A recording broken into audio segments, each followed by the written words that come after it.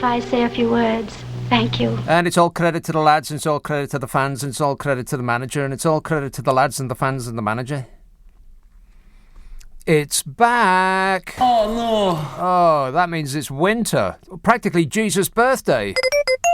You know, if you don't like the forecast, then get another forecaster. So I did. If you don't like the weather forecast, simply change the people you get the forecast from. Simple. This forecast says Britain could be hit with a searing heat wave towards the end of this month, with the latest weather charts suggesting blowtorch conditions on the way. Yowza. Wow. An alternative weather map by The Weather Outlook suggests conditions could even peak at above 30 degrees centigrade later this month. Brian, out of The Weather Outlook, posted a weather map on Twitter indicating hot weather could soon move in, as it appeared to sweep across the English Channel from Europe on Sunday, August the 22nd, my birthday. A birthday present from God. I must have been a very good boy. Correct. Brian out of the Weather Outlook said ECM12Z also bringing the blowtorch in during the last week of August, 20C850 OS into the south. Anybody know what that means? No. Not a clue. He said, could be wrong, but I suspect that would be hotter than any air mass visiting the UK in the 1980s. Groovy. Wow. Was it hot in the 1980s? Asked what this could mean if this weather model came true, Brian, out of The Weather Outlook, said, at that range, forecast accuracy is very low, so don't take it at face value. But if that pattern develops, we could expect it to turn hot. And I have decided to take that at face value. In fact, I'm taking it as a guarantee or my money back. All this could be possible if the UK tapped into warm European air, he said. Well, I for one am prepared to suffer warm European surrender socialist air, and I will do it for my country. Because while we hold all the cards, Europe holds all the heat. And we need their heat more than they need our cards. Parts of Europe are currently baking in one of the hottest heat waves on record, as in ever. Italy experienced temperatures of 48.8 degrees centigrade earlier this week in Syracuse, beating the previous European record registered in Greece over 40 years ago. Wow. Scorching temperatures have led to devastating wildfires across the continent. Spain has red warnings in place for extreme temperatures. Warning! Warning! Meanwhile, there's heavy rain and potential flooding in eastern Europe, and in America there's intense heat warnings as the normally cool Oregon and Washington states are having their second heat emergency in a month. But who cares about that? Because maybe, probably, it's going to be hot here too. We'll take it. Right, some texts and emails and such from last night. Ellis texts, Nick, I went to a private school. For the last 6 months, I've been delivering parcels to every niche of society. I find myself changing my level of diction and speech clarity for each class that I deliver to. Thank God I had years of private elocution lessons, says Ellis. You don't need to speak to them. Just give them the package, take a picture of it in the doorway and leave. And don't put one of those, sorry you were out, if we aren't out. What is that about? Why go all the way up to the front door to give you a little note that says, sorry we missed you, you were out?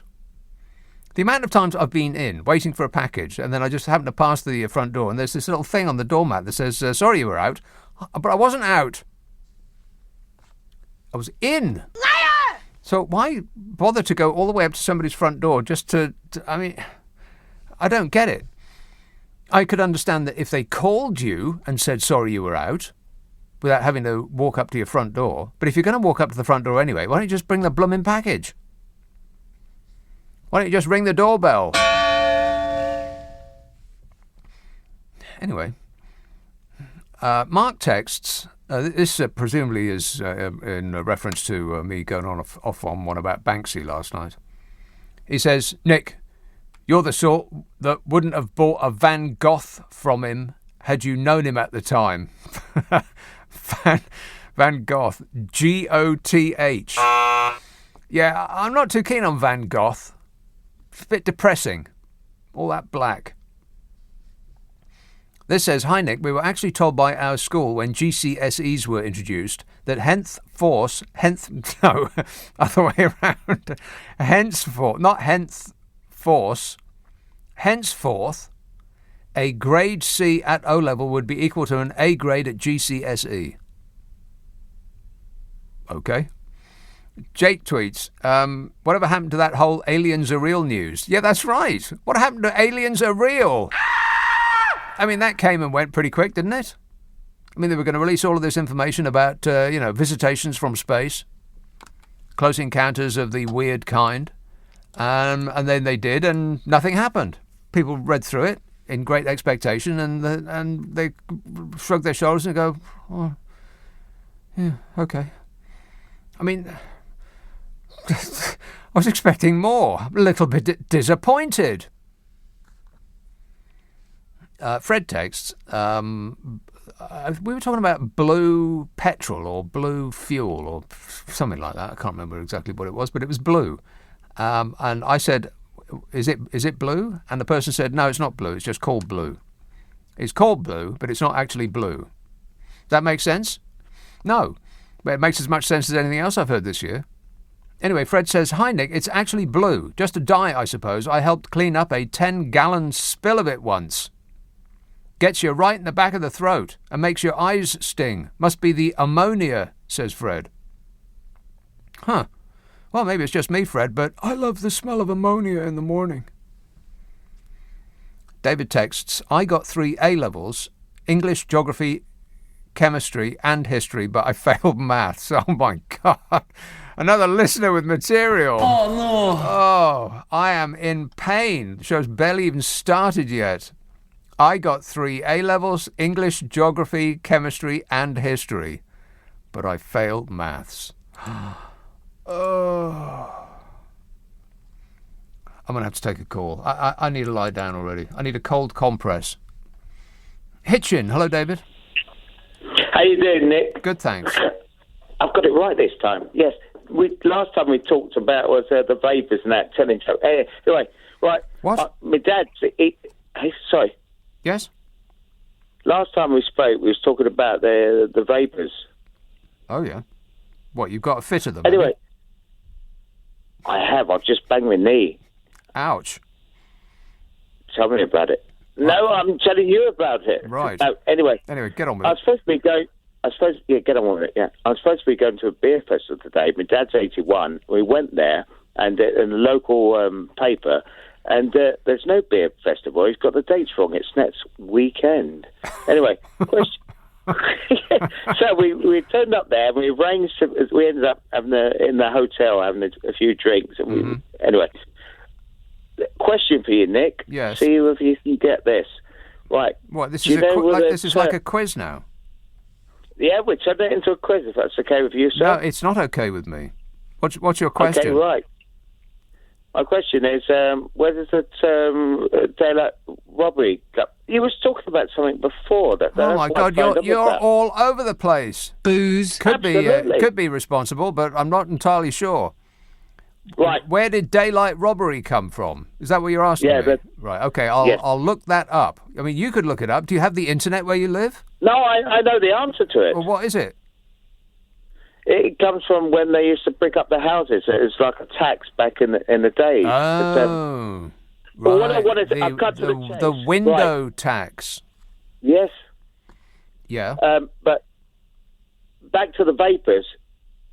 I know you're not going to do any homework, but a really good version on YouTube, the Vapors remix, extended version, is well worth a listen to. Okay. Can you tell me something then, Nick? No. Can you tell me something? Yeah, no, probably not. This is another question now? No. But you want me to tell you something, but it's not a question? No, just tell me... what I wanted was, all your samples that you got there, like you press and the cow sound and all that, and all the rest of it. Yeah. No, you can't. Bye-bye. 0345 6060 973. We don't take requests. Do I sound like Anne-Marie Minhall to you? Jet tweets, call me a conspiracy theorist, Nick, but I reckon Banksy is a Tory plant that's been using their art to send the prices of property into the atmosphere. There's no theory behind their art. Stop it, says Jet.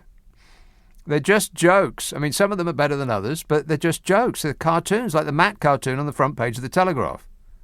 The difference being, with Banksy, you just sort of go, yeah, that's right.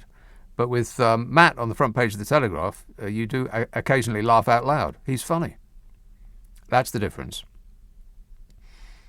Only one of them is described as art. Buster tweets, my local shop is already selling milk, flour and eggs. For goodness sake, Pancake Day isn't till next March. Stop with the jokes, people. Paul says, the illustrious Red Brick Russell Group member University of Leeds has a stoner building. They're not even trying to hide it. Want to score some pot? A stoner building? Really? Do they really? Okay. You know, it's bad news about universities. You know, as though the kids haven't suffered enough. When you finally leave the family home and go out into the world, how tremendously exciting. You're going to go to university and you're going to meet your significant other. Yes? No. No, because you won't be able to see who they are. More than half of the Russell Group universities are insisting that students wear face masks at all times while inside buildings, including during lectures and seminars. Oh, no. Yeah. Of the country's leading 24 institutions, 13, including all of Oxford and Cambridge, say that face coverings must be worn, despite this no longer being the legal requirement in England. They just have to suffer and suffer and suffer. The remaining 11 members are either strongly encouraging, asking or recommending that students wear masks at all times while indoors. Which is tricky, because how are students going to tell who's hot and who's not? I mean, that's partly why you go there, right? 16 Russell Group universities still require students to book library desks in advance due to stringent social distancing measures, meaning study space is limited. Why? You can go to a restaurant and they don't put like a blank table in between you and the next people. They used to. In like full-on lockdown, they were doing that. But not no more. So why do students still got to suffer this? I mean, it wouldn't have affected me one way or the other. I mean, I think I went to the library in the 4 years I was at university about 3 times. And that was to go to the loo. So it would have been just fine for me.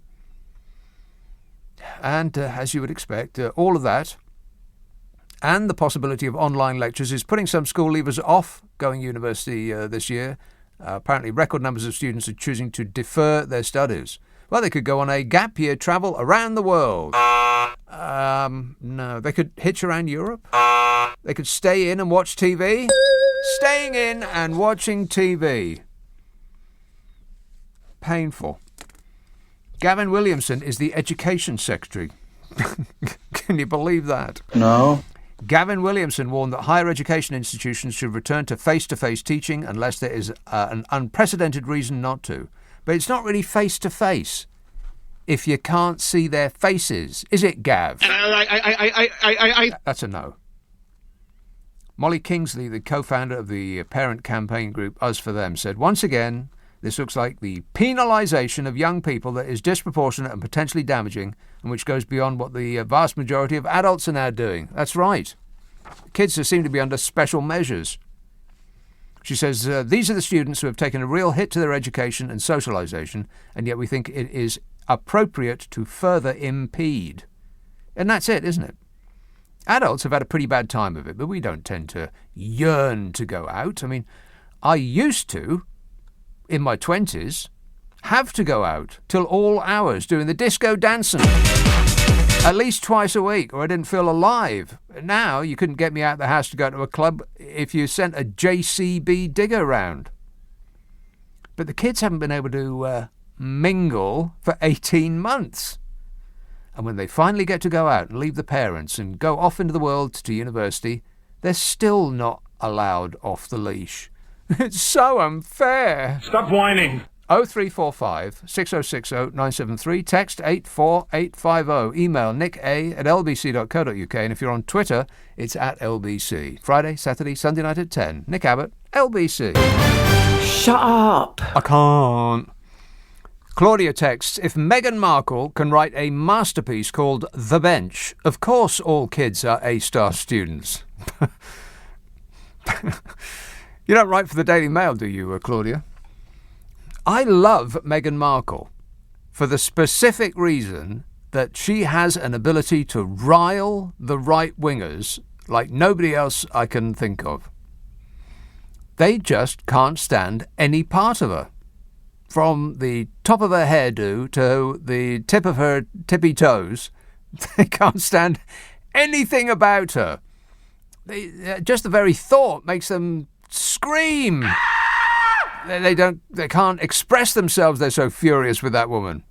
That's why I like her. I don't care what she does, what she says, or how much money she makes, or whether she's stolen our little Harry puppy dog. Poor Harry. Even evil Cruella de Markle. Stolen our precious Harry. I don't care about any of that. I just delight in her ability to infuriate those on the right. They're fit to explode. They hate her so much.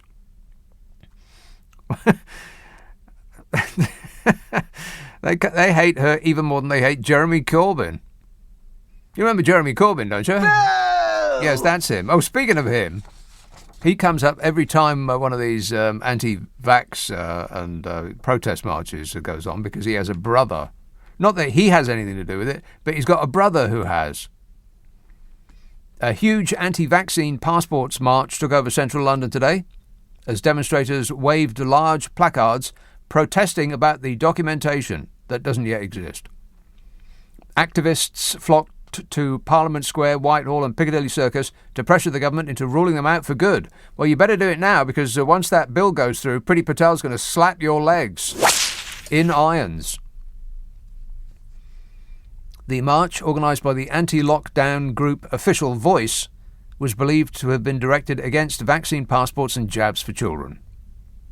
Today's London rally saw protesters team into the city centre with placards and printed tops calling for vaccine passports to be abandoned. Meanwhile, hundreds descended on Glasgow city centre for a Scottish independence march that was then hijacked by anti-vaxxers. Two marches collided. Jeremy Corbyn's brother Piers, see, his name always comes up. He led the takeover of the Scottish march as he called for an end to coronavirus vaccines. Piers Corbyn said, you know, the usual. Hundreds as earlier turned out for a Scottish independence demonstration with Saltire and Yes flags streamed across George Square. Does the Chucky Wellington statue still have a traffic cone on its head? I think it probably does. Yes. Yeah. A couple of years ago, it had 12 traffic cones, all piled up on top of each other on the Duke's head, and one on the horse's head. That's a pretty sterling achievement, really. So there was the Scottish independence demonstration and an anti-vax demonstration, and the two merged in the city centre for a cosy chat. The Scottish Independence Movement campaign organised the Yes March in a bid to draw attention to getting Scotland out of the UK. And Piers Corbyn was joined by fellow followers of Resistance GB group. So that was here. Meanwhile, in France, they're really upset. I can't believe that France is being more authoritarian than this regime. I suppose give them time. Tens of thousands of anti-vax pass protesters took to the streets in Paris for the fifth successive weekend against the new rules, which are that in France you need the health pass, a vaccine passport, which essentially makes vaccination mandatory if you want a life.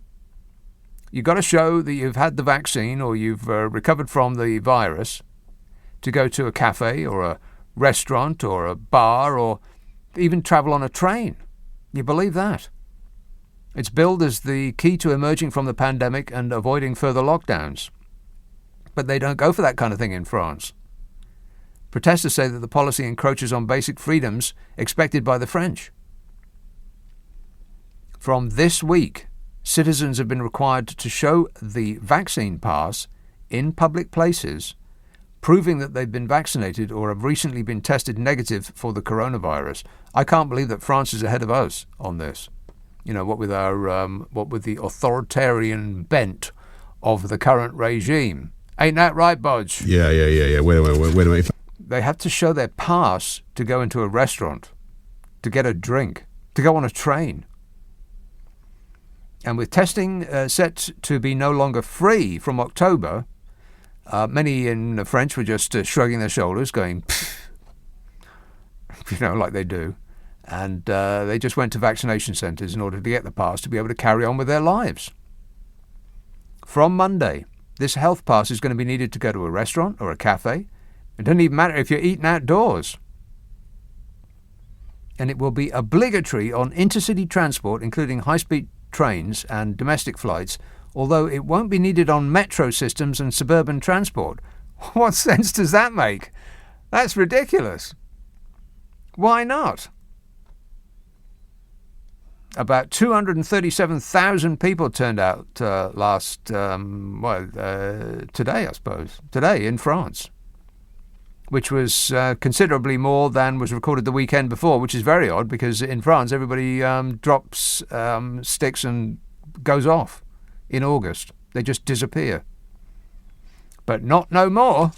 Furious they are, chucking paving stones at gendarmes. I'm just amazed that they've done it before we have. Maybe I got it completely wrong about Boris Johnson. Yeah.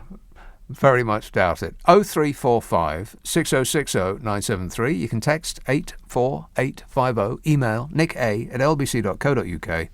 And if you're on Twitter, it's @LBC. I should just remind you that this show, the one on Friday and Saturday, they get put out as a podcast. We take the news and the adverts out, which means that it takes less time to listen to. You will use less electricity, and the planet will appreciate it. Thank you. It's called Nick Abbott, The Whole Show. Ask for it on an internet near you. Nick Abbott, The Whole Show. If you download Global Player, you'll find it on that. Just do internet search on my name, Nick Abbott Podcasts, and all will become clear. 0345 6060 973. This is LBC. It's 10:30. The news headlines with Zora Solomon. Hello? Number please. Trying to connect you. Sorry to keep you waiting. Yes, I am sorry to keep Bobby in Retford waiting. Bobby. Oh my God, I was snoring there.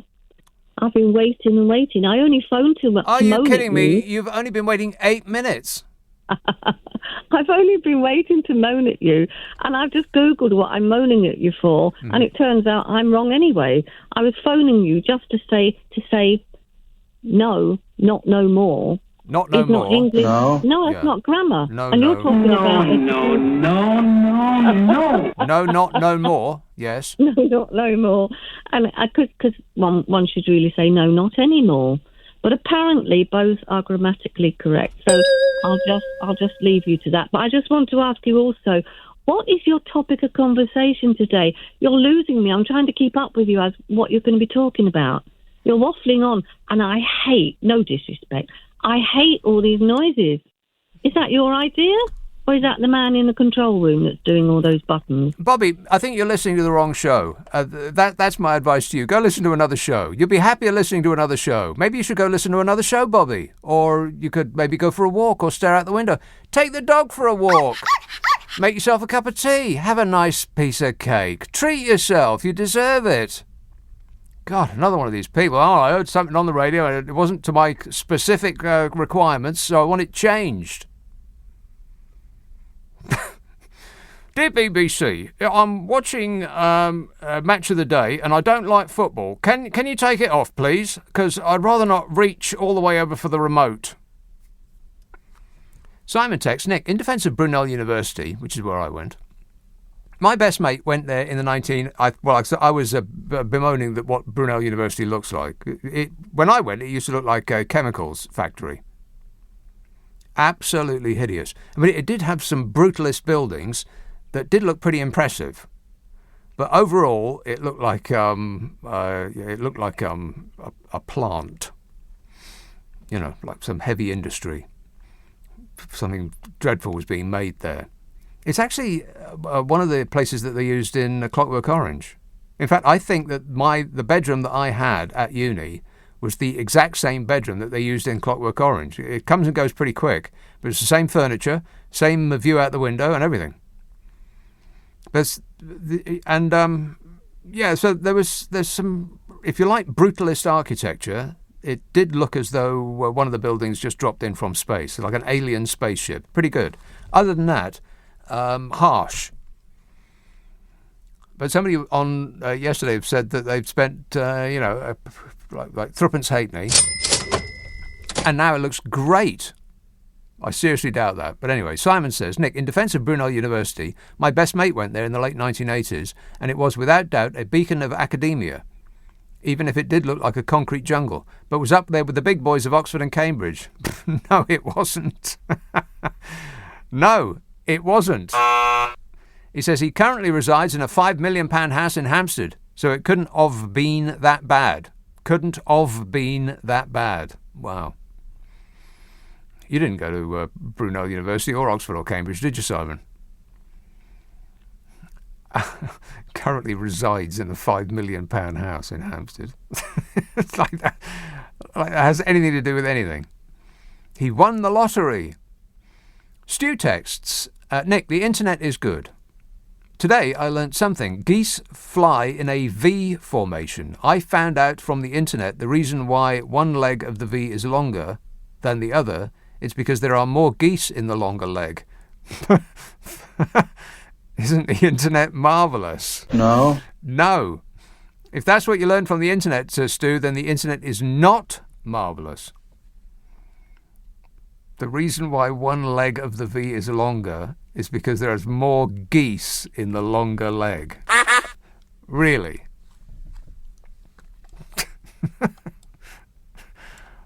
Huh. The stuff you learn on this show, it's like an education, ain't it? No. Not really. County Durham. Hello, Sean. Nick, mate, this is doing me head in, right, mate? Why isn't Banksy not being brought up with justice for breaking the law? I don't know why that people are perpetuating this notion that nobody knows who he is. I think that people know exactly who he is. I mean, well, somebody's got to be giving them a lift to these stupid walls. People know exactly who he is. I think, wasn't he unmasked a good long while ago? People in the art world know who he is. It's sort of pretense. He has been identified. Why are people pretending that they don't know who he is still? Because that's part of the brand, isn't it? This mysterious figure that just comes and goes in the night. Nobody who he is. Nobody knows who he is. Isn't it exciting? Do you not think he's breaking the law, like? Of course he is. So how's he getting away with it, like? Because people have been persuaded that it's art, whereas to my eyes it just looks like cartoons. It's a joke. Each one is a joke. Some are funnier than others, and that's it. It could be one of the Tory parties, one of the Tory... Could be Boris Johnson. Well, no. Somebody slightly more svelte than Boris Johnson. I think he's a bit lighter on his feet than Boris Johnson. No, it ain't him. But I'll keep my eyes out and I'll let you know if I find out to the contrary. Thanks a lot, Sean. This text says, I can't believe that woman a little while ago. Oh, I was snoring. Yeah, you sent me to sleep. And I don't like your... because you haven't got a topic. And I don't like the sound effects. Thanks for calling. God. Some people, eh? I mean, how self-centered do you have to be to think that you can call a radio show or a TV channel or write to a newspaper or anything like that and say, I don't like what I'm looking at or hearing at this moment. I want you to change your entire business to my precise specifications. And she sounded old too. I mean, like way too old to be that self-centered. Amazing. People just continue to stun me on a daily basis. This says, how the hell did beings from other worlds find us, seeing that the Earth is a speck of dust within an infinite universe? Well, it's probably the racket we're making. We do make quite a lot of noise, don't we? I mean, you could hear that several planets away. Helen tweets, I was in Costco last week and they had Halloween items everywhere. Oh, you've got to be kidding me. She says, I thought this was a bit early, but your photo beats me. Now, I did post a photo on my Twitter feed yesterday of a shop window display with a Christmas tree in it and a sign that said, it's beginning to look a lot like Christmas. No, it isn't. It's August. Stop doing that. She says, also in the Paris Olympics, break dancing will be one of the new sports. Yeah, well, it won't. It may be an event, but it's not a sport. Break dancing is not a sport. No kind of dancing is a sport. Well, ice dancing, maybe, but they don't call it that. Break dancing. It's like it's 1982. It's not November, it's not October, it's not December, and it's not 1982. Stop playing with the times. And this, oh no, I've done that. How the hell did aliens from space find us? Well, how did they get here? More to the point, in those cigar-shaped tubes. They look like Tic Tacs. Okay, what are they then? I mean, if like highly trained American pilots. Some other thing came up, it was in the news today, but some pilots had seen some green thing. I mean, these aren't idiots. These aren't people that just take drugs and see things. They're flying a plane, for crying out loud. So if they don't know what it is, what is it? I thought there was going to be this great reveal. And people were, on the edge of their seat, frothing with excitement, and then they released all of this information, and there was no information that we didn't already know. So, like, here's a couple of fuzzy videos of something that zips about, looked too small to have anything in it, but it could be a drone. And with all the technology that we have at our disposal, with the billions and billions, trillions of pounds of military hardware that was pointing at it and filming it and analysing it, we've got still absolutely no idea what it was. Frustrating.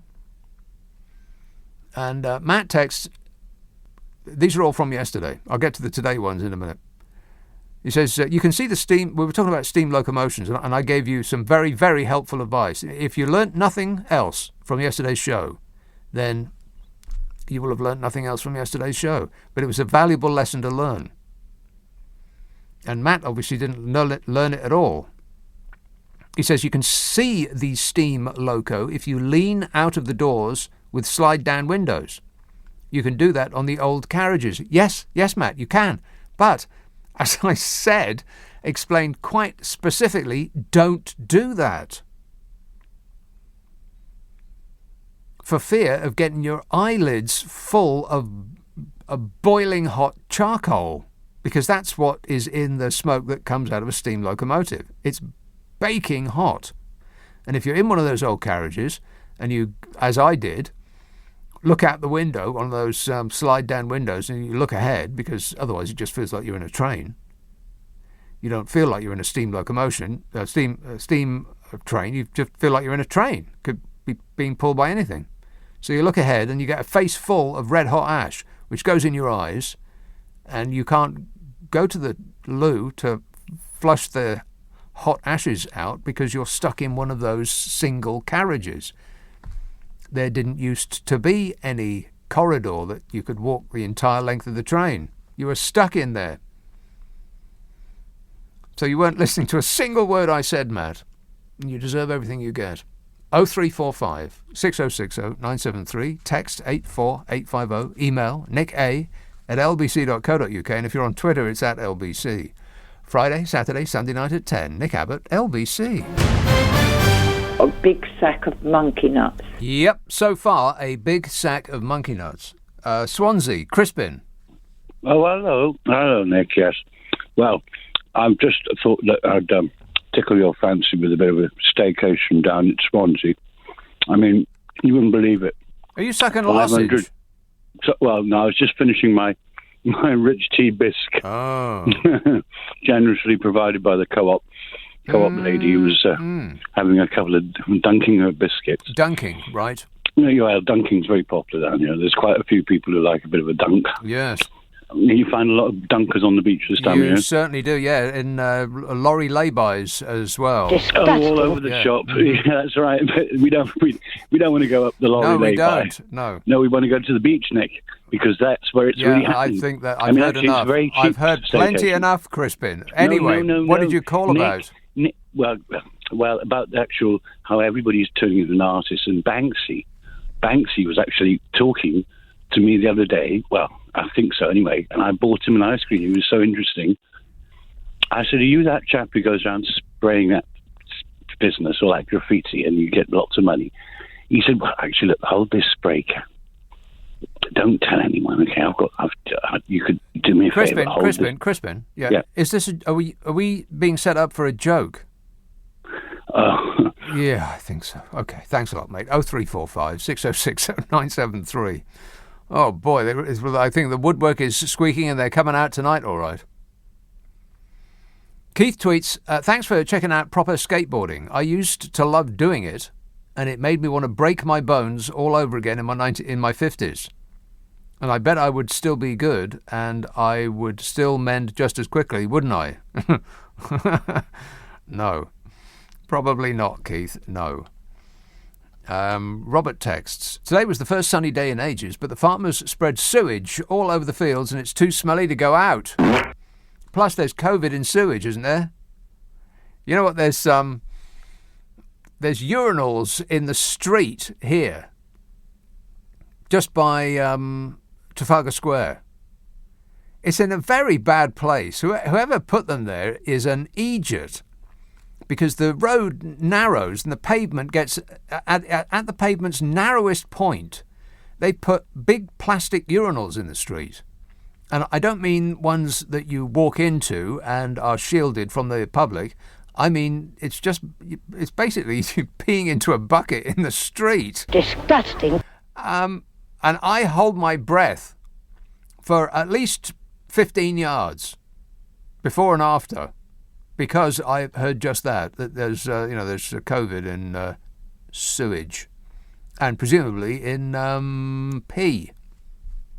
Because as I've explained at length and in great detail, there is no way that you can pee into a urinal of any description without being covered in a mist of your own, And by the way, mixed with everybody else's who has ever used the thing that you're using. You just don't normally see it because the light in a toilet is behind you. And just to quickly recap, because I have said this several times on the air, I did work in a place that had a toilet way high up that was obviously an office building. It was an office room that had been converted into a toilet. So it had a full-length window, but because it was so high, they didn't bother to, brick it up or anything. And the sun came in from the side, which it normally doesn't do. You don't normally get the light from the side when you're at a urinal. It's usually above and behind you. And only when the sun is coming in from the side can you see this mist that comes up from a urinal. You've got no idea. You're being covered in a cloud of it. And so presumably all the way for, at least 10 yards, I'm guessing, before and after, there's this special weather event of clouds of urine are forming to, create the world's worst thunderstorm. So I hold my breath for that very reason. And I try to get out of, a toilet. If it needs to get flushed, I try to be out of the toilet before the water starts cascading, because that will produce I've used this phrase many times before, much to everybody's horror. It's called a fecal flora cloudburst. That's right. When you flush the toilet, you get what experts call a fecal flora cloudburst. Think about that for a second. And it covers everything. which is why you must always, always, always put the seat down and the lid before you flush. Wow, this really is an educational program today, ain't it? Yes. Absolutely. Alan says, above 30 again, end of the month. So we'll all be back indoors, too hot, aha. One of those people who complains when it's too cold, complains when it's too warm. Stop whining. Just stop whining. The thing that the thing that happens while you're waiting for your life to begin is your life. West Midlands, Ranjit. Hi, mate. How you doing? Good, thanks. Yeah, you know, when you're talking about weeing, and if you're wearing flip-flops and shorts and the bloke standing next to you is splashing you, you get totally covered in it, don't you? At least your trousers protect you for a bit. When do you ever stand beside somebody who is splashing you, for crying out loud? Just move away. Yeah, but you try to move away and then you just... Well, he follows you. You're in the wrong facility, Ranjit. Anyway, let's leave that behind. What else? Yeah, leave it behind for a while, yeah.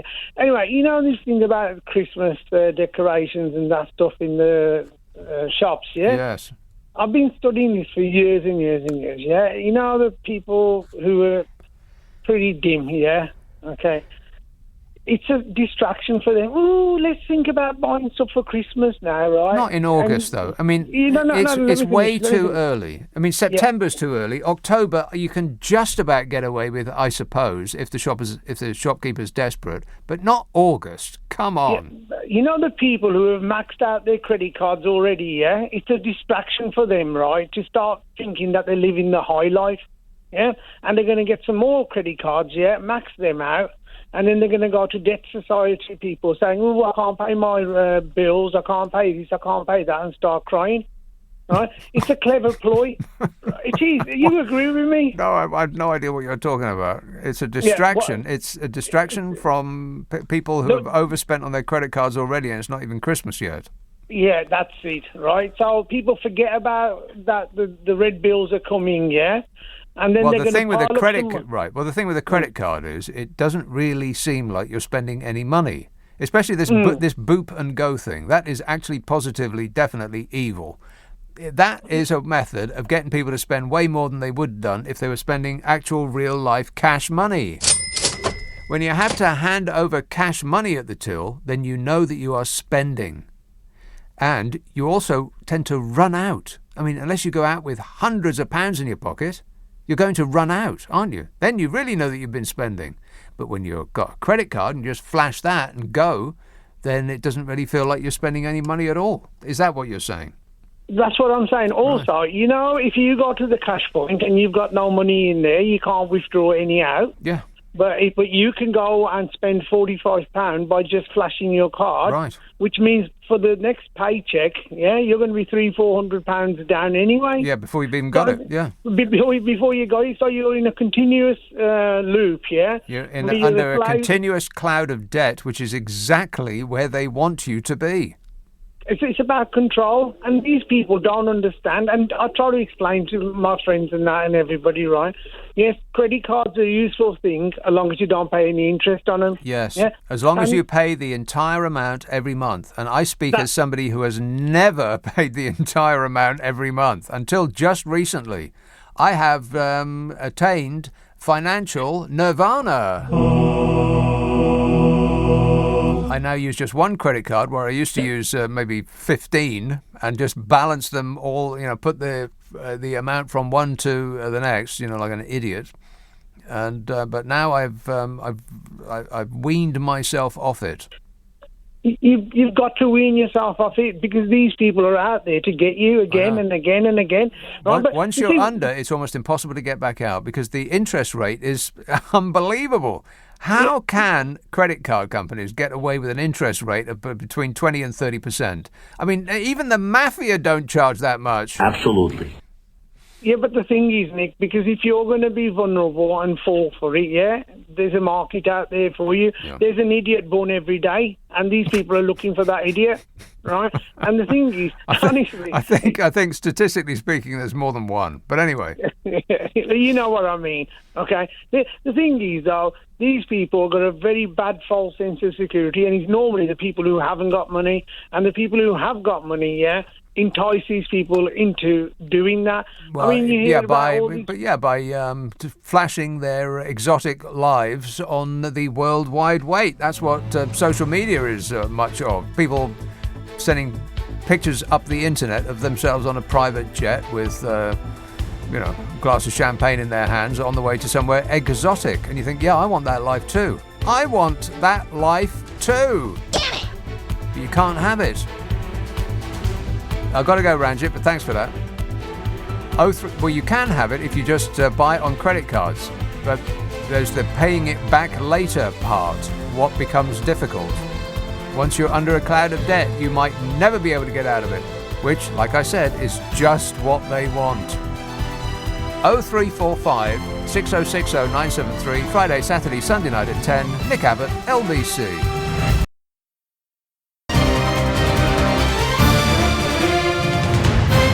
Hang about, Nick. Listen. Now, what I'm trying to say to you is this, Nick, right? Have you seen the poll? Oh, there's been a couple of polls taken just recently, and they're quite interesting. I'll come to that in just a minute.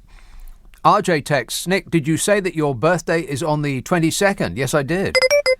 He says, I'm 61 on the 25th. I don't feel old, though. I only feel 35. Sadly, I do look 61, says RJ.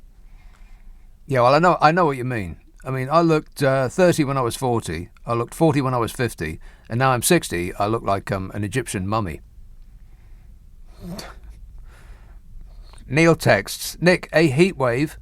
No, that means more flip-flops on parade, the sheer hell. Stop wearing flip-flops, people, unless you're on a beach in Australia. Kath texts, Nick, I tried to sit out in the garden this afternoon. I didn't even manage 5 minutes. I had to go back inside and turn the fire on. It was flipping freezing. I heard some geese fly over my house today. I presume they're flying south for the winter. Stop saying things like that. It's not winter yet. We've still not started summer, crying out loud. Let's have Regent's Park. Hello, Vance. Hi, Nick. Nick, I was wondering how many people realise that in both A-levels and GCSEs, teachers' assessments of grades is based only on the parts of the syllabus that they've actually taught. Yeah. Yeah, their assessments are not based on the whole syllabus. Right. So if they taught them nothing, then they automatically get an A star. Yeah. So with this, how can Williamson stay on as Education Secretary? He's a fireplace salesman, right? How did he get it in the first place? I mean, it's just embarrassing. That guy. Yeah, and he set fire to our once well-regarded exam system. He's a pyromaniac. Set fire to it. Can we get a container, please? I think you'll find that we have the best exam system of any other country in the world. I just reckon we've got the very best people in this country. Much better than the French have, much better than the Belgians have, much better than the Americans have. That doesn't surprise me at all because we're a much better country than every single one of them. It really is a cabinet of no talents, isn't it? Yeah. I mean, it's an extraordinary collection of people. Yes, it's a comedy of errors. Yeah, it is. Anyway, it would be funny if it wasn't so serious. Yeah. All right. Thanks a lot, Vance. 0345 6060 973. Yeah. Can you believe that? The kids are graded only on what the teacher taught them, and of course there hasn't been any teaching to mention. Not much. So they got taught on, what is your name? You get a star. Natasha says, Boris has spent his entire life trying to level up. I don't know what that means. But the people don't think that he's doing a very good job of that. Here's the poll. According to the Ipsos Mori poll for the Standard, Boris Johnson is struggling to break through with his flagship levelling up agenda, which is ridiculous on many counts. I mean, first off, he's only just begun, and especially since the dear leader has been delivering as a world-beating test and trace system. Bodge. Contact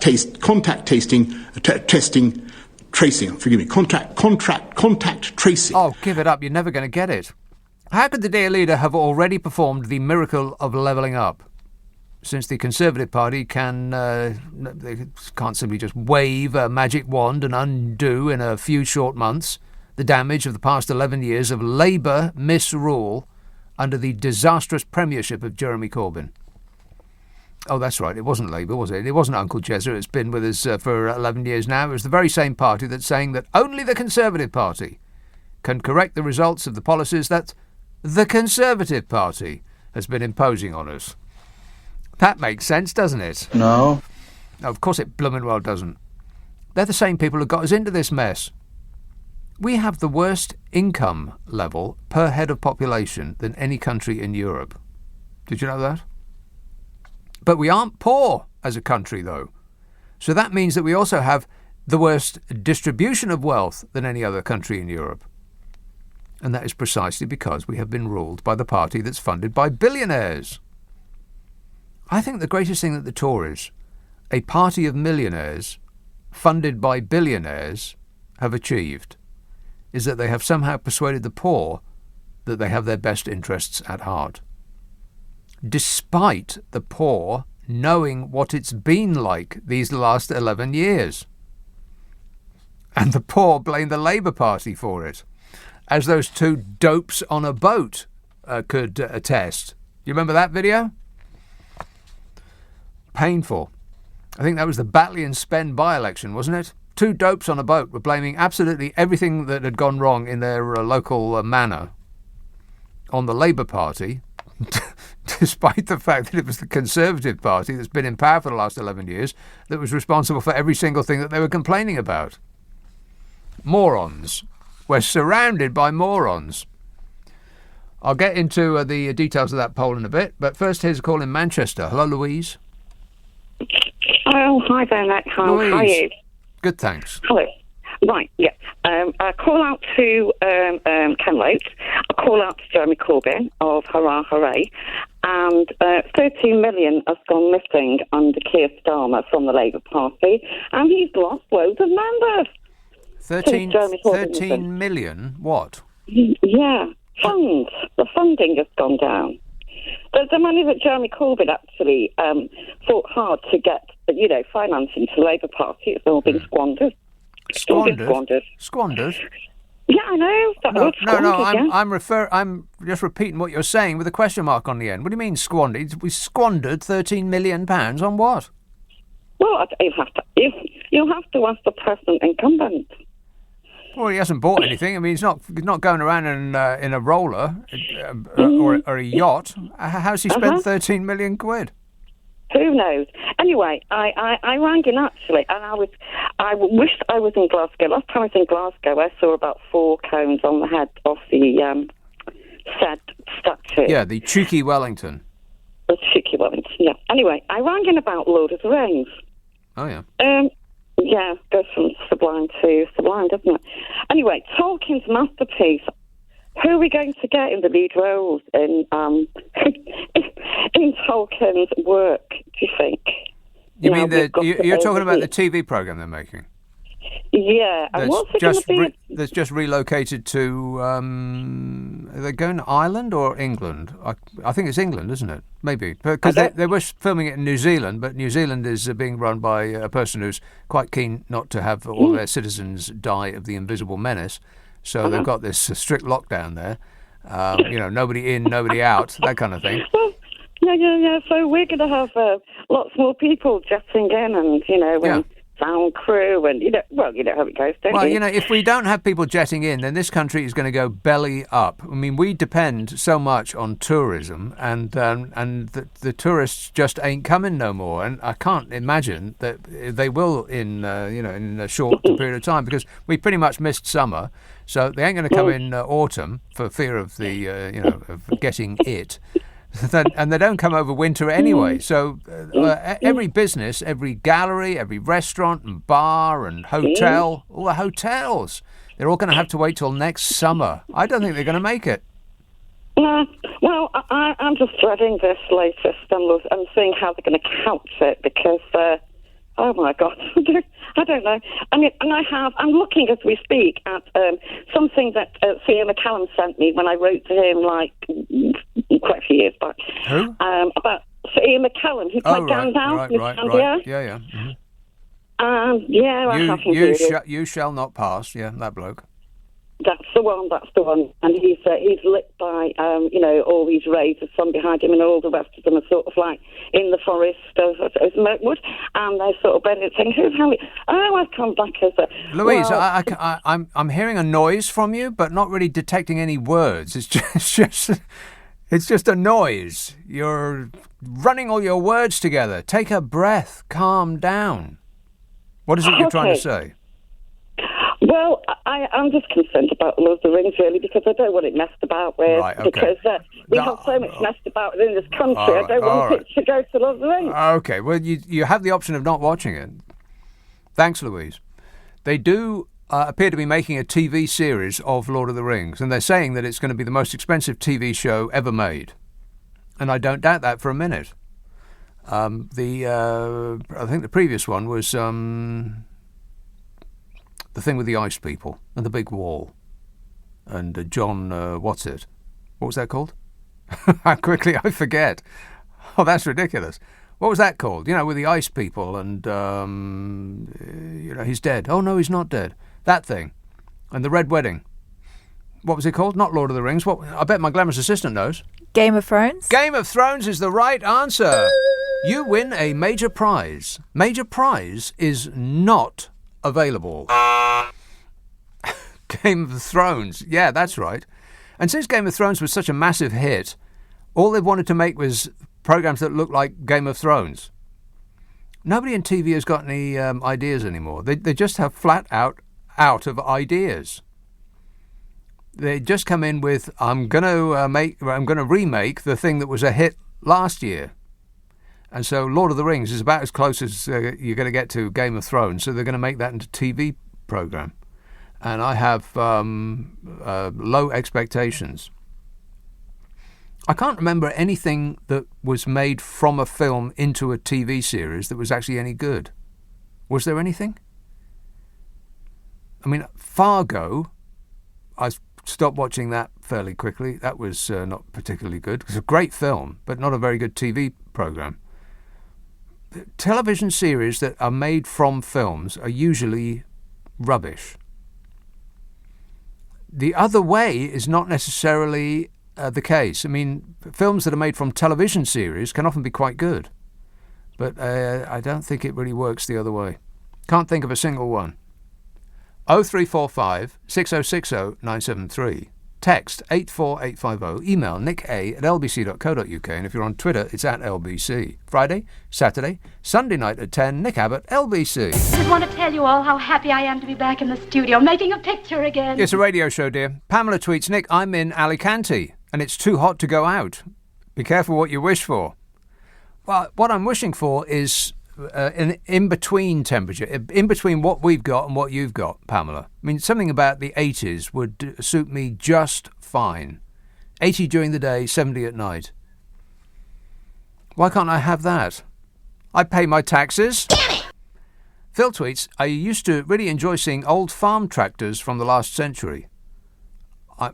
This is another joke, isn't it? I can tell it is before I even read any further. No. No. I will not go there. Cambridgeshire. Maurice. Yes, indeed. Hi, Nick, yes. Exam results. Yeah. How have we got exam results? There were no exams. We've got the whim of people. Yeah. And the kids that the teachers didn't like have got a bum deal here. I expect that's exactly right. I mean, how could a teacher put aside everything that they know about a pupil and dispassionately mark them regardless impossible. It is impossible, yeah. Impossible. It's asking too much. That is my point entirely in this. And Williamson, he was... the mumbling, useless defence secretary, And why did they put him into education? What education has he ever had? I've got no idea. At least it wasn't this bloke. You're better informed than I am. I don't know anything. Small mercies. At least it wasn't him. Aye, well, yeah, the Lionel Shifty of politics. Dodgy Dave. Would you ever trust a man with his eyes so close together and such a mean little mouth? Well, I don't think his appearance has got anything to do with it, but no, in answer to that question, no. All right, thanks a lot, Maurice. 0345 6060 973. I've said that on the air before the results even came out. I thought, how could it possibly be that a teacher is going to put aside their feelings about each individual student and mark them all regardless of how they feel about them? I mean, even if they try, they're still going to have biases. Of course they will. They're human beings. They're not robots. Affirmative. So if you've got a favourite, flip that. If you've got some kid in the class that you really just cannot stand, then despite your best efforts, you will look less kindly on their mark than you would on, somebody who's a teacher's pet. Bound to. And that shouldn't be. I mean, I don't like the idea of exams as a way to determine who is or is not, the best in the class, the most able and fit, because it really is an ability to pass exams. But I can't think of a better way of doing it other than a combination of exams and coursework. Like constant evaluation, whatever that phrase is, permanent evaluation. That's what it should be. Unfortunately, they didn't get taught nothing over the past 18 months. I mean, some got taught a tremendous amount. Those that paid for it, of course, yes, and others not so much. Derek texts, according to the dingalings in America, Uncle Donny would be reinstated into the White House on the morning of August the 13th. Any news on this? No, not so far. Not so far. We'll let you know, if anything happens. I can't believe that bloke is still around. I mean, isn't he in jail yet? Let's have Annie in Carnforth. Hey up, Chuck. Hey up, Nick. How you doing? All right. Good. Yes, I can't believe he's not in jail yet either. Well, that's not what I rung up about. It was just about the levelling up thing. I'm not surprised if a lot of people don't believe that. It's just a soundbite, isn't it? Mm-hmm. And, the amount of people who have lived through 11 years of the Tories levelling down policy, which has, just been hit so many different people. I mean, homeless people, there's thousands more of them. Disabled people and chronically ill people, there's 250,000 people have either had their benefits cut or... Well, the exams thing is a perfect... Altogether. Yeah, and the exams thing, which we were just talking about, is a perfect example of this. I mean, state schools got an A+, an A* result in about 62% of cases, pupils. In the comprehensives, it's about 23%. Which sounds approximately, precisely where the Conservative Party would want it to be. Oh, yeah, exactly. I mean... If you've got parents who've got money to send you to a private school, obviously you're going to do a lot better because they're really small classes, lots of extracurricular things that state schools just don't have the money to do. Well, like teaching from home, for instance, like teaching at home, providing the kind of lessons that parents pay for in the past 18 months where comprehensives have been desperately scrabbling around trying to provide something. And private schools have been able to sail through unimpeded. Oh, yes, and all the kids that go to private school have, exactly all the right equipment and everything, all the right... Yeah. They'll have space at home and they'll have hot and cold internet on tap and the computer power to use it and so on, tutors to help them and et cetera and so on. So how many what was this poll? What was the results of this poll? What were the figures? Well, you'll have to wait. Oh, right. Because I haven't got time before the news at 11:30. But it's pretty much as you would have expected. Right. Yes. Well, yeah, I would have expected. But I mean, the other thing that's really got me going tonight is the Labour Party, who I'm at tether's end with, although I'm absolutely not leaving, because it's exactly what, Keir Starmer, who is just being operated like a puppet by Peter Mandelson, has expelled has expelled Ken Loach, who has spent his whole life making wonderful films about dispossessed people, disenfranchised people. I will not watch those films. Oh, he's made some great films. Oh, so depressing. I mean, I want to go to, if I go to the cinema and I spend however much, a ridiculous amount it is these days. I mean, usually if you go in the afternoon, you can get it cheaper, like $7.50 or something like $10 or something like that.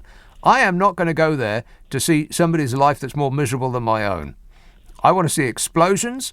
I want to see car chases. I want to see £100 million worth of stuff destroyed on screen. I don't want to see people yelling at each other over the kitchen sink.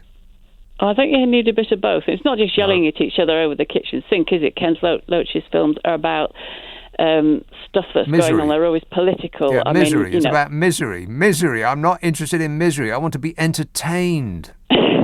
Well, there's room for a bit of both. No, there isn't. Not in my life. We need to know what's going on, though. People just don't know what's going on. People don't know how people are being treated in the DWP. If I want real life, I'll go hang out at the bus stop. I'm not going to go and pay to see it at the cinema.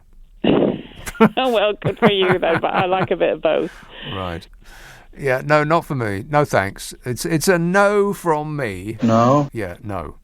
Still a disgrace that they've thrown him out, Ken Loach. It's just, I really feel quite ashamed. Well, I read all sorts of different things. I really don't want to get into that today. Maybe tomorrow if it comes up as a topic, but not today. Oh, well, I'll ring tomorrow then if it comes up as a topic. Yeah, okay, I'll look forward to that. You can correct me then. Okay. All right. Thanks, Annie. 0345 6060 973.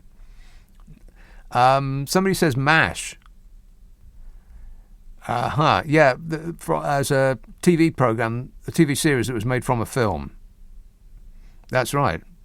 I think MASH went on too long. I mean, that's the problem with successful TV series. They do tend to go on, and it gets to be the law of diminishing returns. But it's so enticing because the money is there. The longer a thing runs, the more the people that are in it earn. So the desire to keep going. But at some point, the scripts seem to just they diminish, don't they? And it happened to so many series that go on and on and on and on and on. And American series, hit shows, they seem to go on for about 10 years, which is usually at least a year too much. And I think that was the case with MASH. But yeah, it was good. It was good. It was better in this country than it was in America. Because in America, and probably now here, if they are rerunning it on TV here, I'd be surprised if you couldn't watch it here on one channel or another. They had a laughter track. I mean, it's obviously not filmed in front of a studio audience because it's on film, on location. But adding a laughter track counterintuitively makes it not funny. It just sort of grates, particularly if you've seen it without a laughter track. So it was funnier in this country than it was in America, which is kind of strange.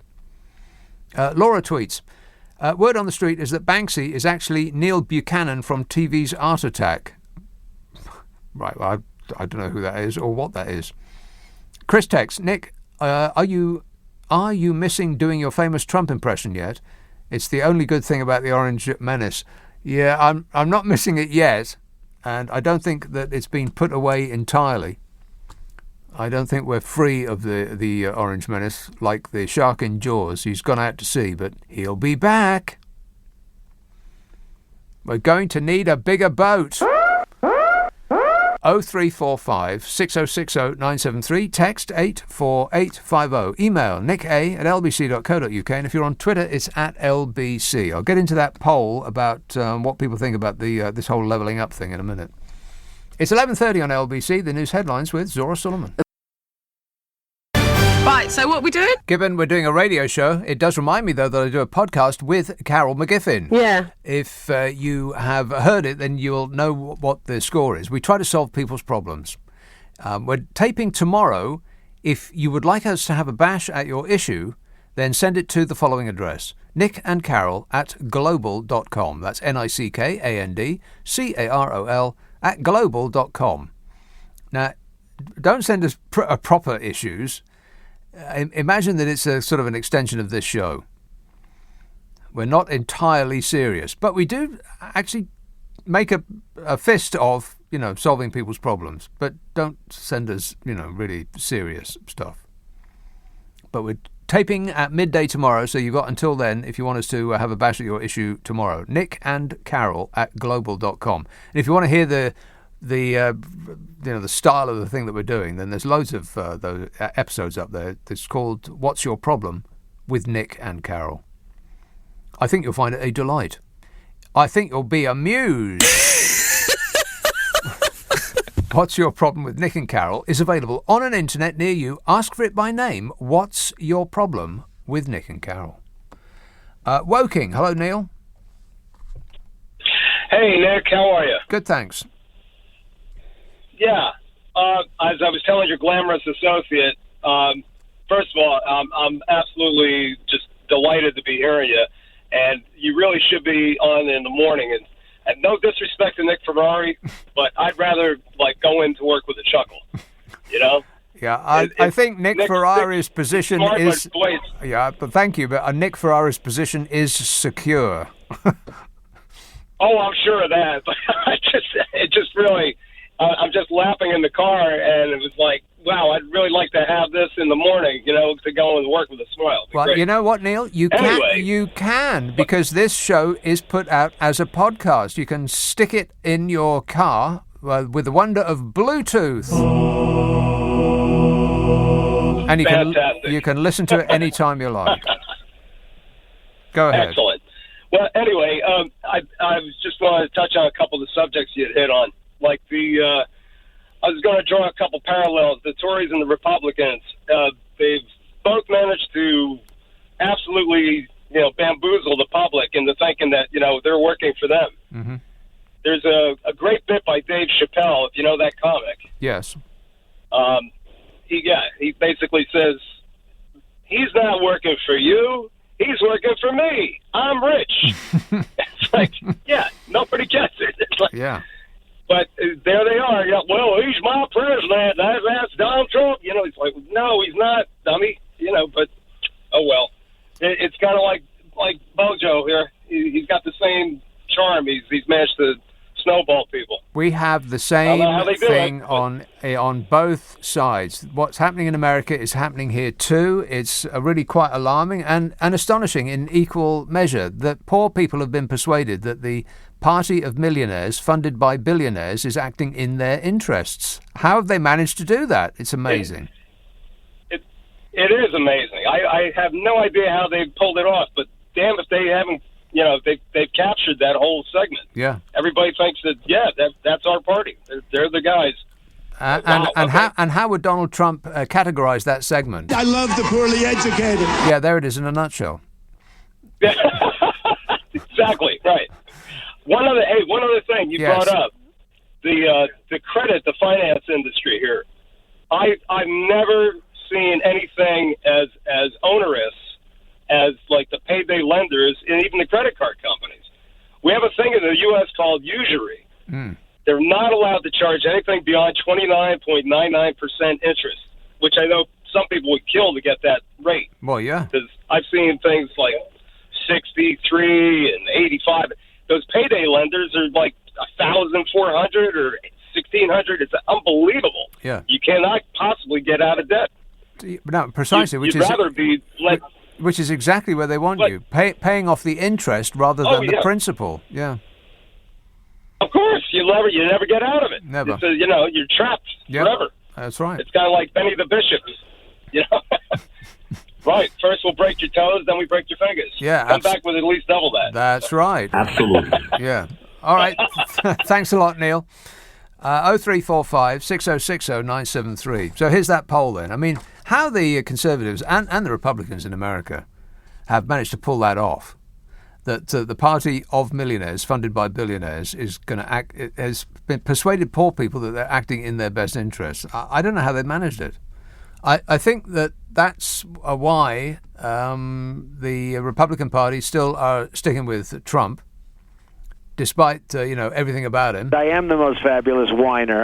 And I'm a whiner, and I keep whining and whining. And the Conservative Party are stuck with Bodger, despite everything. Yeah. Wait a minute. I think that's the reason why.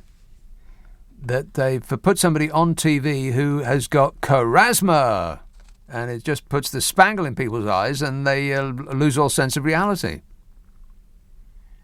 I mean, it's just next-level genius, really. And in this country, I know that Brexit plays a major part, because the same party have also been able to persuade the poor that Brexit is in their best interests. And the fight back from the reality is a wonder to behold. I mean, Brexiters are tying themselves into knots to try to come up with ways to say that Brexit is a success. And are left with this sort of empty feeling that we are somehow free, but it's like saying that you should throw yourself off a cruise ship and its entertainment schedules and its meal times and its designated cabins to bob about on the ocean, finally free to do what you want. Country overboard. So it seems both far too early to rate Bodger's levelling up fairy tales, and also way too late. Because it's the same people that have been in power now as were in power that caused the problem that needs correcting. So this survey, this poll from Ipsos Mori, asked the questions about levelling up anyway, and the results will make Bodge and his light-fingered gang of reprobates feel lucky that they're all on holiday. 55% of Britons who expressed a preference said that the government is doing a bad job on levelling up. But it gets worse than that, because some Tory MPs in previously red wall Labour seats may have found that the love of the common people is far from guaranteed once you stop promising them fewer foreigners. Because 64% in the north of England say that the government is doing a bad job on levelling up. 55 overall, 64 in those precious north of England seats. I mean, it's hard to know what they were expecting. What were you actually expecting? I mean, did they think that the government would wave a magic wand and their towns would suddenly be better? Were they expecting riches to shower down upon them the moment that Bodge said that he was concerned for their plight? Well, newsflash, the only people that get showered in cash from this regime are those that have donated money to the regime, as Bodger will attest. I can't comment on that. In these unsteady times, donating to the Conservative Party is guaranteed to pay off at a rate that savings accounts could never match. It's the safest investment you can make, and unlike most financial investments, previous returns are indicative of future benefits. Everybody gets a prize wrapped in ermine. And all this could be yours for a low, low price of just £250,000 a year. On the positive side for Bodger and fishy Sunak, nearly 9 in 10 adults said that the government has done a good job in getting the nation vaccinated. Yeah, and that's true. But we've done a terrible job of sharing the vaccines that we have with countries that are poorer than us. Like a tubby little Etonian schoolboy, we barged into the tuck shop and bagged all the tuck for ourselves and then barged out again, leaving the shelves bare. I mean, other countries have been more generous with their vaccines, but we hoarded ours because Bodge wanted a good headline about, world beating. But like pollution, a virus doesn't respect borders. And until the world is vaccinated, we're just as much in danger as we ever are. I mean, the other day, some famed disease expert, an epidemiologist in America called Larry Brilliant, his actual name, he said the COVID-19 pandemic is actually closer to its beginning than its end, because only a small section of the global population had been vaccinated. It's actually called Dr. Brilliant. So it doesn't really matter if we're ahead or, level with the most vaccinated countries in the world, because the human race is as safe as the least vaccinated country. Because if it's out there somewhere, some new and exciting variant is going to get here eventually. I think people have, they've sort of, we get a bit weary of this virus thing, and because we've got a little bit of freedom now, not a tremendous amount, but a bit. It's almost as though people think, oh well, that's behind us now.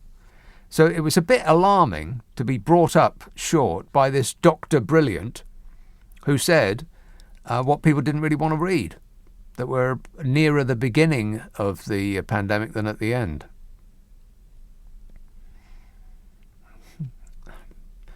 So this was, an unwelcome thing called real life intruding and doesn't fit into a snappy three-word government slogan. But despite all this, despite the lies that we were told about how great Brexit would be, despite all that unravelling, and despite the knowledge that it's the Conservatives that have put people in this country where they are, and despite the fact that wages have stagnated under this government and gone down in a lot of cases, and despite the corruption and the deaths and the ravaged economy and the bare shelves and the ruined businesses, and despite the fact that the Tories have been in power for twice as long as Labour since the Second World War, and we've had nothing but them for the past 11 years, despite all of that, people still rate the Tories higher than Labour. Oh, fabulous. I actually think that we are addicted to pain in this country. We love a bit of it. Thank you, sir. May I have another? 0345 6060 973. Text 84850. Email nicka@lbc.co.uk. And if you're on Twitter, it's @LBC. Friday, Saturday, Sunday night at 10. Nick Abbott. Are you trying to tell me that this is your act? Edward texts, it's a good job you went to uni, Nick. It made you the man you are today. What do you mean by that? I'm thinking about being offended. Brian and Gavin email. Good evening, Nick. It's great to be listening to you while on holiday in Majorca. Currently sitting on the balcony in 30 degrees heat. Yeah, thank you, Brian and Gavin, but we don't wish to know that. Robert texts, did you get the chocolate that Steve Allen stated that he left you? Steve Allen stated that he left me chocolate. Liar! No, he didn't. Where's my chocolate? I'm going to let his tyres down. I'd like to see Steve Allen change a tyre. Wouldn't you like to see that? 0345 6060 973. OK, I might not let his tyres down, but I'm going to put my sticky fingers, my fingerprints, all over his Bentley. You see if I don't. This says, what do you think about Ken Loach being chucked out of the Labour Party? Yeah, I've already discussed that at length. I don't have a strong opinion. Not on this show. Maybe tomorrow. Mike emails, seems Carrie hasn't ordered Boris to pardon Geronimo yet. This country has jumped the shark. I mean, everything that's going on, businesses are falling on their face. I mean, we've got 130,000 dead. We've got this invisible menace, which is still among us, replicating itself into all sorts of exciting variants. We've got Brexit, which is unfurling, and the only thing that anybody can think about is something that looks like a shrunken camel. I am stunned. Beverly says, you cannot go anywhere in Italy without a green pass that shows you've had both vaccines. Restaurants, bars, supermarkets, anywhere. I'm amazed that we don't have that here. That if it's the case in Italy, I hadn't heard that. I know it's in France. But I am stunned that they appear to be of a more authoritarian bent than our current regime.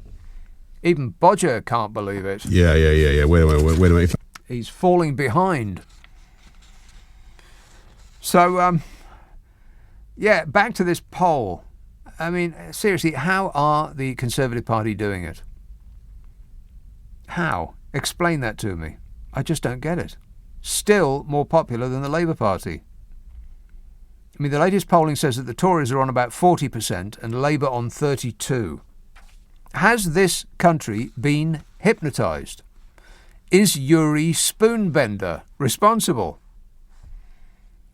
You know, and I know who it is that is responsible, because this poll made it very, very clear. I'll come to that in a minute.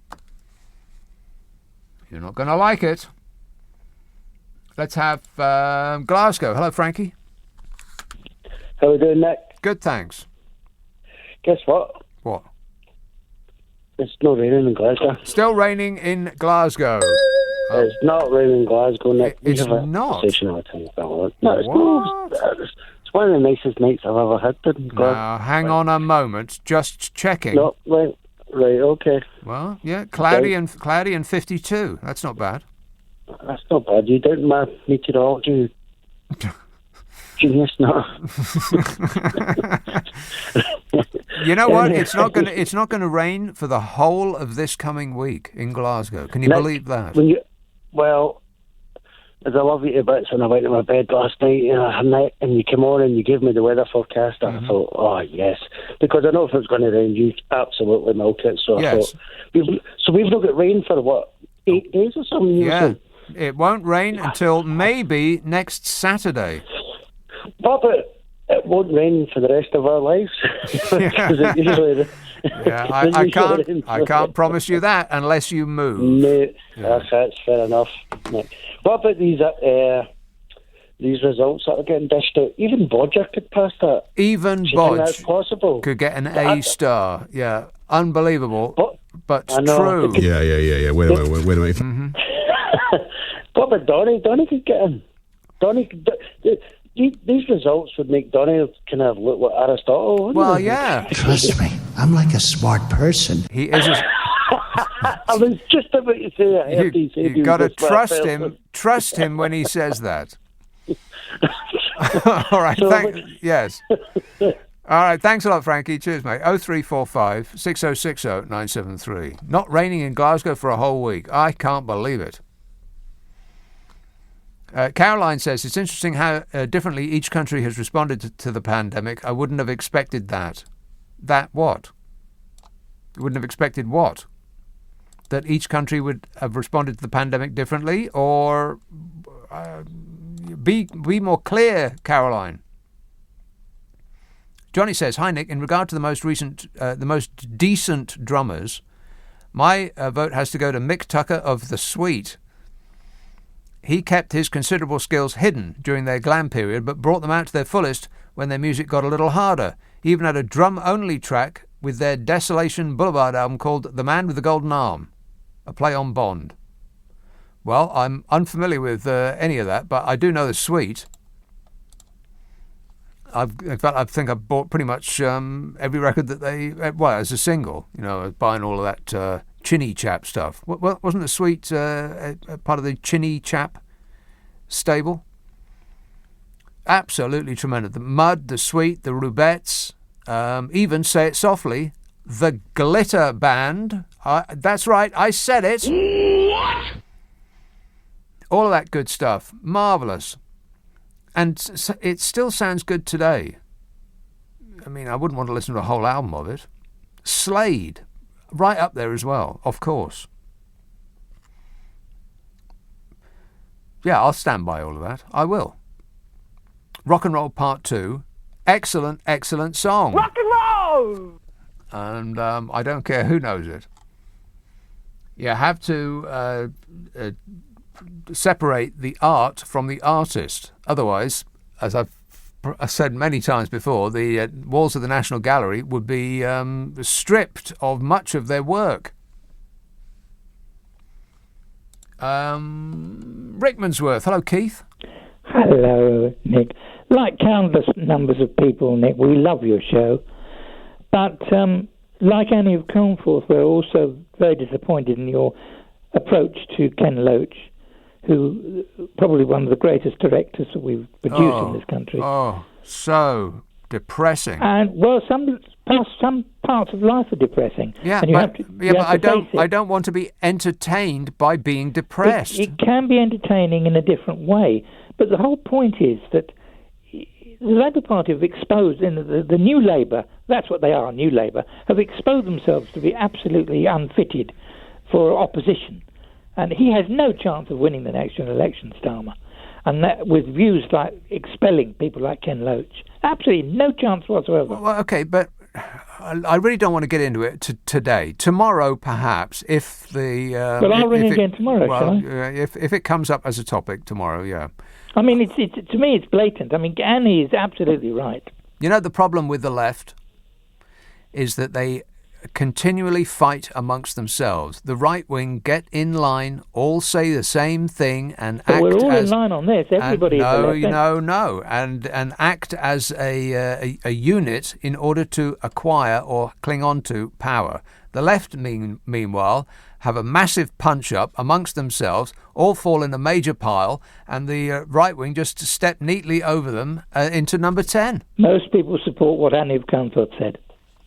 That's a ridiculous thing to say, Keith, because... It's not ridiculous. Of course it is, because most people don't support the Labour Party. I've just given you the actual figures. Most people still support the Conservative Party. Yeah, but the whole point is that they will continue to support the Conservative Party until we have a decent opposition, and not a Mark II Tory party, which is what Starmer is. But people say decent opposition, and they mean different things depending on who it is who is saying it. Well, not a Blair opposition. We had Blair. Right, but Tony Blair was the most successful Labour politician of his or any other generation. He was successful as a Tory. This is exactly why Labour will never win, Keith, because they just keep fighting amongst themselves. They will win because there's going to be mass unemployment in this country. And when that happens... And I tell you what, people will blame the Labour Party, or they'll blame the European Union, or they'll blame COVID, and they will not blame Boris Johnson. The European Union or the Labour Party. They can, and they do. Regardless of whether it's actually their fault, they blame them. Like those two dopes on a boat I was talking about earlier on. I think it was the Batley and Spend by-election. An interviewer was asking them why they'd voted Tory for the first time in their lives. Close to being chucked out. You know the one that I'm talking about, right? I do know the one right, you're talking okay. about, yeah. And the interviewer said, so why did you vote Conservative now for the first time in your life? You've been Labour voters all this time.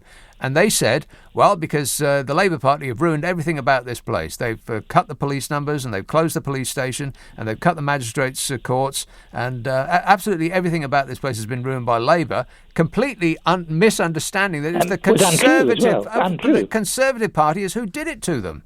So it doesn't matter what the truth is, people will blame the party that they want to, they'll blame the party in order to maintain face. If they voted for the Conservatives because he's going to get Brexit done, then they will continue to do that. And the reason that they won't go to Labour is because the exact conversation that we're having now, Keith, is because the left will fight amongst themselves. It's a purity contest on the left. Hopeless, really.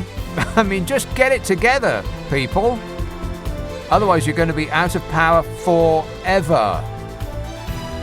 But as I said, Keith, I don't want to talk about it. 0345 6060 973, Friday, Saturday, Sunday night at 10. Nick Abbott, LBC. I think he's portraying a quite stupefying ignorance. Thanks, Bodge. You're the best. George texts, hey, Nick, have you seen about the girl in Love Island who has a crush on Bozo? She says she loves his drive and ambition and, of course, the blonde hair. Should Carrie be worried? Says George. Carrie should not necessarily be worried about that individual exactly, but she should be worried. In general, I think she should be worried. Yeah. I mean, if she thinks... I'm sure that every woman that he has married... What's he up to, about 10 now? I think every woman that he has married thinks, I'm going to be the one to change him. He won't be playing around like that from now on. Yeah. Wait a minute. Yeah, sure. How's that going so far, Bodge? I can't comment on that. Mike emails, you're right, Banksy is a cartoonist. He used to be a social commentator, but he's run out of material. Social commentator? Yeah, I'm not sure about that. I mean, in the broadest possible sense. I mean, he didn't really give us any unique insights, did he? Which is what makes me think he's just like a cartoonist. It's just a joke. You look at it, you get it in 1 second, and then you don't need to look at it anymore because there isn't any art there, really. I think Cold War Steve, in the same, not the same vein, but this more or less the same sort of area. I'd say that he's a social commentator, and there's a lot more art in what he does, I think. That's just my personal opinion, which also happens to be correct. Edward says, for all we know, Uncle Jezza might be Banksy, or maybe it's Megan Sparkles. Yeah, thanks a lot, Megan Sparkles. You see what you've done? You've ruined walls. No!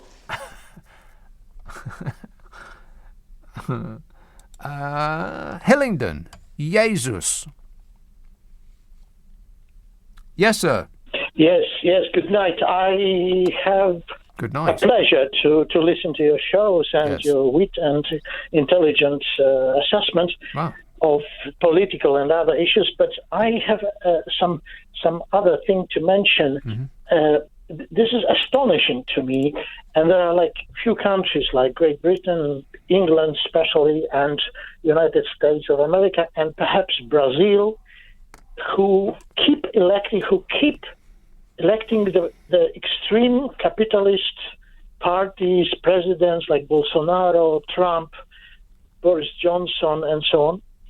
And despite huge amount of criticism in the media, in their countries, around the world, and nobody cares. But look, recently, Belarusian leader Lukashenko ordered to abduct whole Irish European Union plane to abduct Belarusian journalist who dared to criticize a ruling party or ruling president. There was Jamal Khashoggi, who from America criticized Saudi authorities. He was abducted, killed, and all sorts of terrible events in Saudi. And we forgave the Saudis because they got a lot of money. Yeah, huge. Plenty. Iranian journalists, other are hunted down. But where's this? Hey, where's this going? But what's the point? Criticizing. Yeah, my point is that in UK, in America, you can criticize the ruling conservatives, capitalists, Republicans, or Bolsonaro as much as you want. So far. You can tell how stupid they are, how that there are empty shelves, shortages of food, the inept policy about climate change, economy, whatever and nobody cares. The voters still ignore green parties, liberal parties, left-wing parties, and still vote for free market capitalism that will solve automatically everything. Just give us the power and we will sort for it. Right. So okay. Well, don't express these opinions out loud if the police crime and sentencing courts bill comes to pass in this country, because Priti Patel will slap your legs. She'll stick you in a chain gang. But anyway, thanks a lot, Jesus. 0345 6060 973.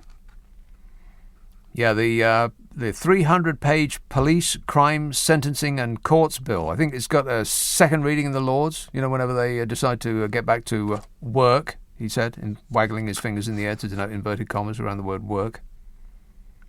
It's a bill that seeks to criminalise serious annoyance, as in anything that the government doesn't like. I mean, they won't criminalise you to death, like in other countries. But you do have the opportunity to go to jail for 10 years. What? 10 years, if they don't like what it is that you're saying, or where it is that you're saying it, or the company that you're keeping while you're doing it. But again, I don't really want to talk about that either. Andrew texts, geese fly in a V formation so that, apart from the leader, they can sleep.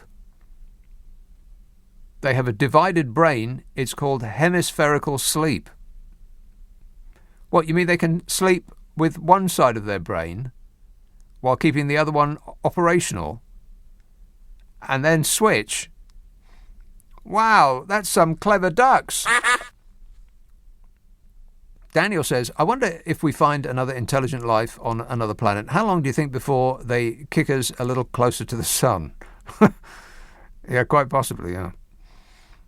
Like a celestial a snooker ball will be pinged off towards the sun. Yeah, no doubt. I mean, this is probably why we haven't seen them in person. We've just seen those little floating objects. Is because they've seen what's gone on here, and they think,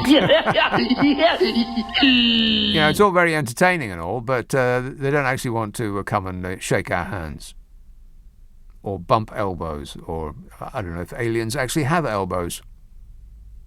We could bump their elbows, and that could actually be their organs of reproduction. Disgusting. You just don't know, do you?